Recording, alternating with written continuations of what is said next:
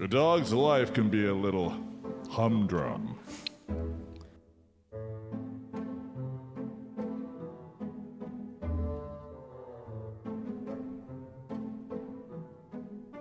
Except every once in a while, duty calls.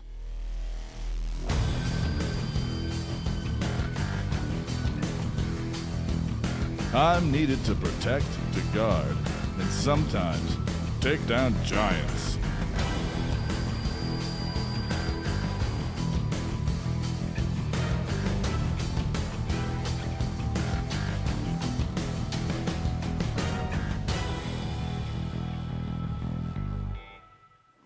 Well, welcome to the second week of our new fall series that we're calling Defeating Giants. It's all about how to take on giants in our lives and win. Now, some giants, and I want to be clear about this right up front, some giants are good. There are gentle giants like King Kong and the gingerbread man, in the movie Shrek, gentle giants. There's also the jolly green giant. He's good too, even though I didn't think so as a kid, because he brought us healthy vegetables, but he's a good giant. And of course, we love the San Francisco giants. All of these are good giants. But there are also scary, imposing giants who stand in the way of our joy. These intimidating opponents come into our lives from time to time, and they try to bother, scare, or hurt us. It could be anything. It could be a troubling diagnosis, the loss of a job or a relationship. It could be an impossible task that we've been asked to take on, or even the death of a loved one. The problem arises when we wrongly believe that the giant is always going to win because he's a giant. And we think that sometimes because we live in a society that tends to label and define people as winners or losers. And so we often incorrectly assume that things like physical strength or financial success or social and political power are the only keys to winning at life. But giants are often not what we think they are. Their greatest strengths can also be their greatest weaknesses. And the Bible is brimming with stories about underdogs and misfits who have won surprising victories, not by battling the giants on their own terms, but by using unexpected strategies and hidden strengths. And what we want you to do in this series is to name your giant. Whatever that thing or person is that's really bothering you, got you worried, a little anxious. We want you to name that giant, call it out for what it is, and discover the unique gifts that God has given you to take that giant down. Now, last week, we explored the story of how a poor widow prevailed in her struggle against a powerful judge. She was persistent. That was her hidden strength. She persevered and never gave up. It was a strategy that the judge never expected. For a long time, he ignored the woman's pleas for justice. But finally, he rendered her a just decision because she kept bothering him. She wouldn't go away. In this week's gospel story, we hear about another underdog. Here's how the story begins. Two people went up to the temple area to pray. One was a Pharisee, the other was a tax collector. Now, Pharisees were itinerant preachers. They roamed from village to village, much like Jesus did. The Pharisees were known for their personal piety and their careful attention to the law of Moses. They were so scrupulous in their observance of the law that they promoted a kind of rigid legalism. They believed that if every Jew observed both the written and the unwritten law perfectly, God would then send the Messiah and would restore Israel to its former glory. The Pharisees were considered to be the spiritual elite of Jewish society, and they never hesitated to hold themselves up as models of virtue for everyone to follow. Now, tax collectors, on the other hand, were considered the scum of society. For one thing, they were Jews who assessed taxes on behalf of the Romans, and that made them traitors. They also cheated the people by collecting more than was required and kept the extra for themselves. So, the Pharisee in the story took up his position. What does that mean? Well, it means that he prayed standing up in the temple with his hands outstretched like this. Today, that's known as the orans position. It's recommended in the Bible, and every priest prays in this way at every Mass. But when you pray this way alone, it's also a kind of a sign of confidence that you believe you're on the right side of God. You're confident that God is on your side and that you are righteous in his eyes, which the Pharisee clearly thought he was. Here's what he said. Oh God, I love doing these lines. Oh God, I thank you that I'm not like the rest of humanity. I pray this way every day. I'm not greedy or dishonest or adulterous or even like this tax collector over here. I fast twice a week. I do all the right things. I'm perfect. Well, what was the Pharisee doing? He was squaring off in the arena, so to speak. He was promoting himself over other people that he deemed less worthy. And the funny thing is that Jesus addressed this parable to those who were convinced of their own righteousness and despised everyone else. And this holier-than-thou Pharisee was just such a person. He was an obvious misanthrope. He hated humanity, just like the judge in the story last week, remember, who neither feared God nor respected any human being. Have you ever run across a giant like this? You know, someone who's always competing for attention and praise. You know, the narcissist who takes up all the oxygen in the room, or the mean girl or person who excludes you from their friend group, or the colleague at work who steals your ideas and presents them as his own, or, you know, the life of the party who has to be the center of attention to enjoy himself. Well, that's the giant in today's story. He wants to make sure that he keeps God's favor. And I say keeps God's favor because he obviously thinks he already has it. And he wants to keep God's favor even if it means throwing the tax collector and the rest of humanity under the bus. Meanwhile, the tax collector, the lowest of the low, he stood off at a distance and would not even raise his eyes to heaven, but beat his breast and said, "Oh God, be merciful to me, a sinner." Unlike the Pharisee, the tax collector knows that he is not righteous. He has no cause to be sanctimonious. He is a sinner through and through. Of the two men, it's obvious, right, who should prevail, who should get God's favor.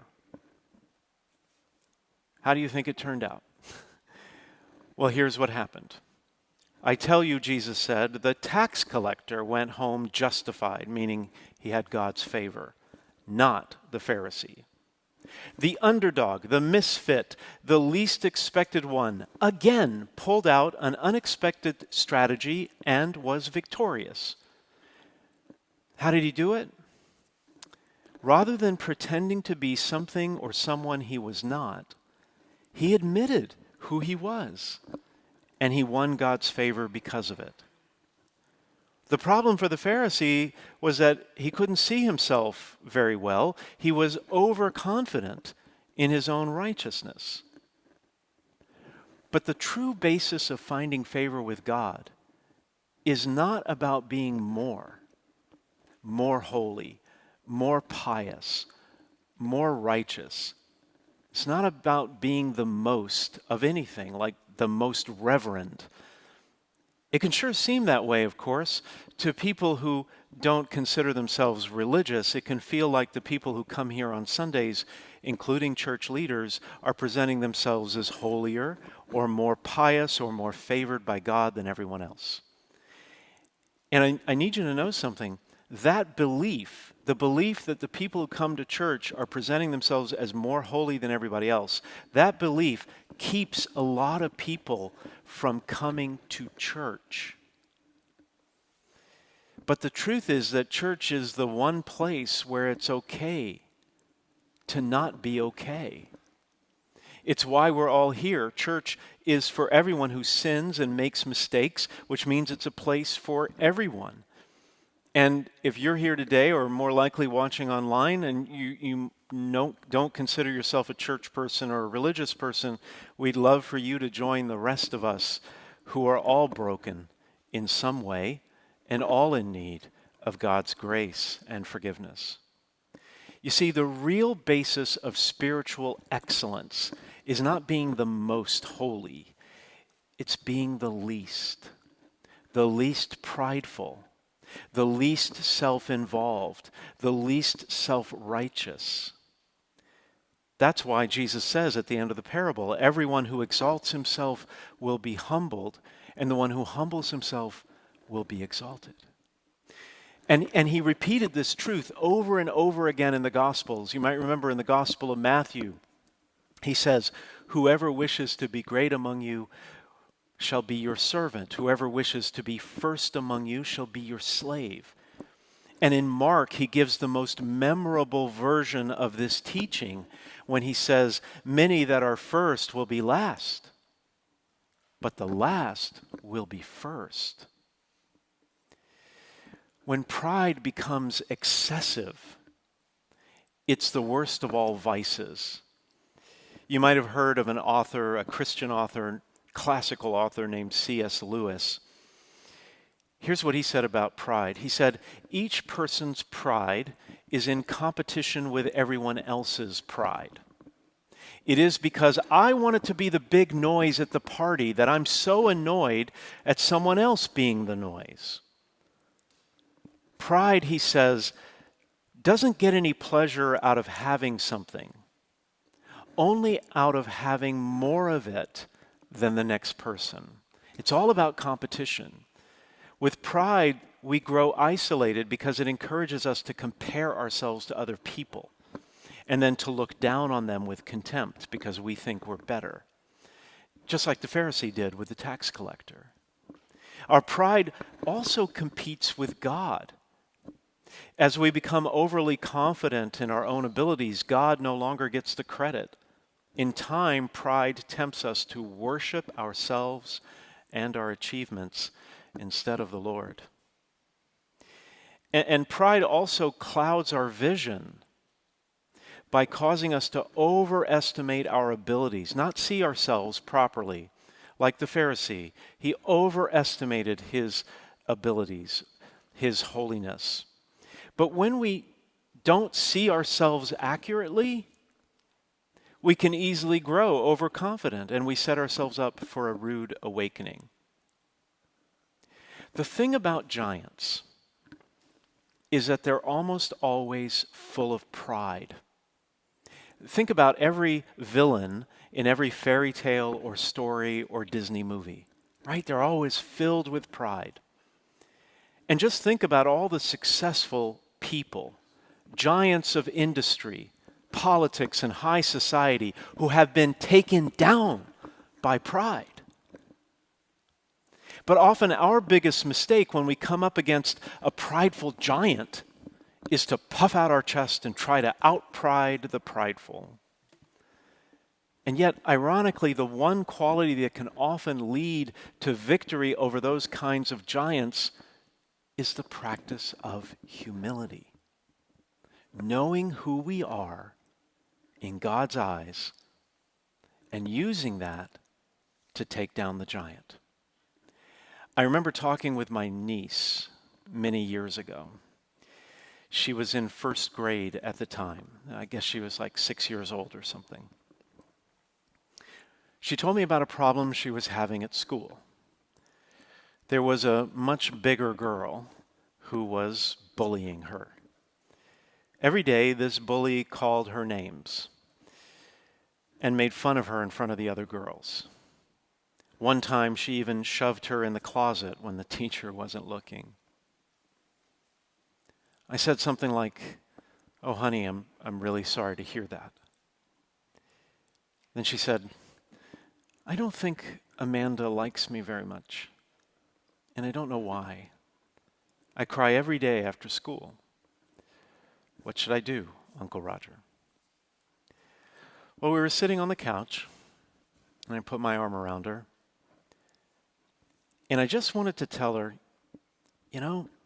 stick up for yourself. Just give that bully one good punch and she'd go away forever. Like, I wanted to say that so badly. And I'm glad I didn't, because that's not who my niece is. She's gentle and kind and soft-spoken. Trying to get her to just stand up to the bully would be fighting the giant on her own terms, and my niece would lose. Then I noticed a bag of candy that she had. She had just been trick-or-treating for Halloween, and I got an idea. I said, "Hey, what if you gave Amanda a piece of your candy tomorrow at school?" What do you think she'd say? "I don't know," she said, but she agreed to try it. When my niece came home from school the next afternoon, I asked her how it went. She said, "Great. I gave Amanda one of my Reese's peanut butter cups, and we are best friends now." It took humility to appease the giant within Amanda. But it worked, and both girls were better off. My niece gained a friend, and Amanda knew that she could be loved and didn't have to cover up her insecurity with aggression. So if you're facing a prideful giant, consider drawing on an unexpected strength: humility. Try it if your giant is a person, a bully. Try humility. But even other kinds of giants, say, for example, the giant threatening you is an addiction, or maybe you drink too much deep down somewhere, you know it, or maybe you have a bad habit you can't shake. Admitting you have a problem is the first step to healing, right? To taking down that giant. And admitting that takes humility. Or let's say you're at a crossroads and you're struggling because you failed at something, maybe something at school or in a relationship or a job or something, and you're not sure what to do next. A little bit of humility can point you in the right direction, even if it means you may have to change a few things about yourself. Or let's say that your health is challenged. That's your giant. And you're the kind of person who doesn't care for all those doctors. Well, maybe you can defeat that giant by humbly listening to the advice of professionals instead of thinking you know best. Whatever it is, try humility. So what about you? What giant are you facing right now? I would invite you to take some time this week to think about that. Give your giant a name. Describe the giant, maybe even write it down. Describe how you're feeling threatened by this giant and what it is that you fear most about that giant. And then maybe think about how humility, knowing yourself and your gifts, could help you see maybe a different way around that giant. In fact, if you think about it, you can't really be an underdog without some humility. It's just sort of part of the job description. And you never know. If you face that giant with some humility, you just might make a new friend along the way.